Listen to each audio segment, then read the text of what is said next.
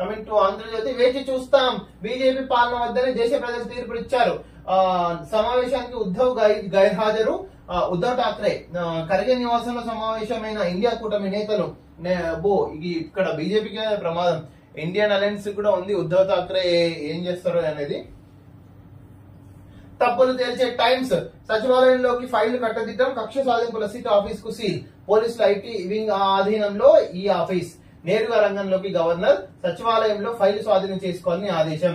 Government change అయింది కదా, మొత్తం ఈ బర్బత సంసారాల అధ్యక్షులన్నీ ఫైల్స్ మొత్తం టీఆర్ఎస్ ప్రభుత్వం పోయినప్పుడు ఫైల్స్ కాలబెట్టింది కదా, సేమ్ అదే జరుగుతుందని సచివాలయానికి తాళం వేసేసిన మొత్తం ఫైల్స్ అని స్వాధీనం చేసుకోవాలని. సిట్ కార్యాలయానికి తాళం, సిట్ సచివాలయంగా సిట్ కార్యాలయానికి తాళం. ఏపీఎస్పీ కాపలా, ఏపీఎస్పీ ఆంధ్రప్రదేశ్ స్పెషల్ పోలీస్ కాపలా చేస్తుంది.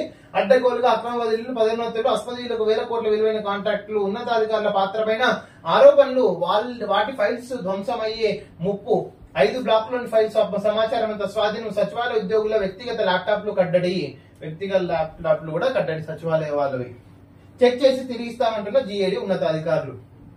ఇది మొత్తం ఆంధ్రప్రదేశ్ లో జరిగిన సంసారం. మోడీ 3.0 ఎన్డీఏ సారథిగా మళ్ళీ ఏకగ్రీవ ఎన్నిక.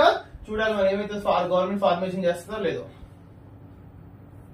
శిరసా నమామి, నా జీవితంలో ఇంత అద్భుత ప్రజా తీర్పు చూడలేదు చంద్రబాబు. నిజంగా చంద్రబాబు 40 ఏళ్ల కెరీర్ లో ఇట్లాంటి ప్రజా తీర్పు అయితే చూడలేదు. మరి క్లీన్ స్వీప్ ఆల్మోస్ట్ 10 సీట్ల తప్ప మొత్తం.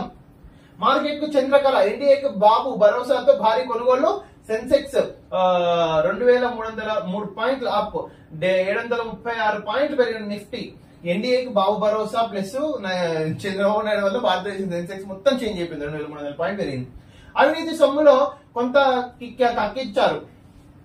ఫుడా వైస్ చైర్మన్ అవినీతిపై రియాల్టర్ల తిరుగుబాటు, వైసీపీ అండ చూసుకుని రెచ్చిపోయారని కార్యాలయం వద్ద ధర్నా, బెదిరించి వసూలు చేసిన రూపాయలు 7 కోట్లు కక్కాలని డిమాండ్. అప్పటికప్పుడు రూపాయలు 50 లక్షలు చెల్లించిన శ్రీనివాస్ రెడ్డి.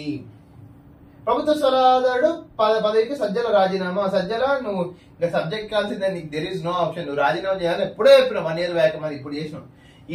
ఏఏజీ పొన్నవోలు పిపి నాగిరెడ్డి రాజీనామా. పొన్నవోలు అయిపోయింది, మన assistant advocate general Ponnavolu, PP Nagireddy వీళ్ళందరూ వైఎస్ఆర్ జెండా కప్పుకొని పనిచేసిన. యాక్షన్ ఏపీపీ దుష్యంత్ రెడ్డి కూడా అసిస్టెంట్ పబ్లిక్ ప్రాసిక్యూటర్.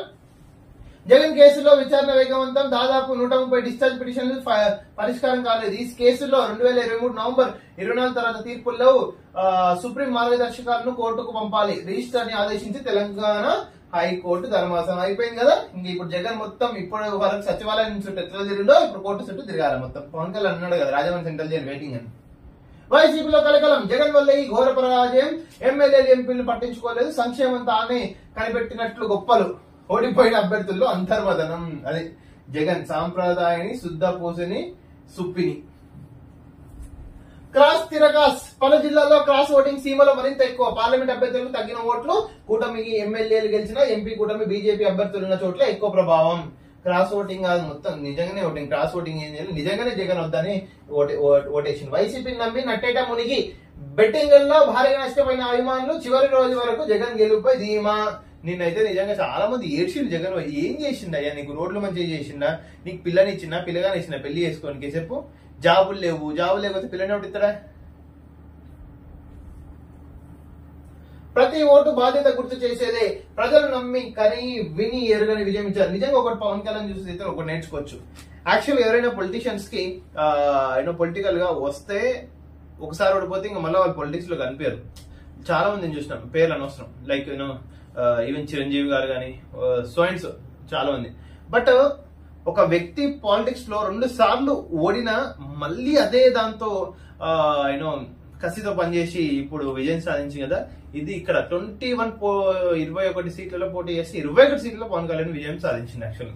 ఇది యాక్చువల్ గా యంగ్ పొలిటీషియన్స్ కూడా, ఫ్యూచర్ పొలిటీషియన్స్ గుర్తుపెట్టుకోవాలా, రాజకీయం అనేది శాశ్వతం కాదు, పదవి అనేది శాశ్వతం కాదు.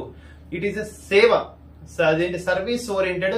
నీ బతుకుతెరువు నువ్వు చూసుకుంటూ ఎక్స్ట్రా కల్చరల్ యాక్టివిటీస్ లో రాజకీయంలో తిరగాలి, అంతేగాని మళ్ళీ జీవితాంతం రాజకీయాలకు అర్పించొద్దు. ఓకే, ఎందుకంటే ఓటమి ఎప్పుడు వస్తుందో తెలియదు. ఇప్పుడు బీజేపీ గవర్నమెంట్ ఫామ్ చేస్తుంది, ఎప్పుడు దిగిపోతుందో తెలియదు.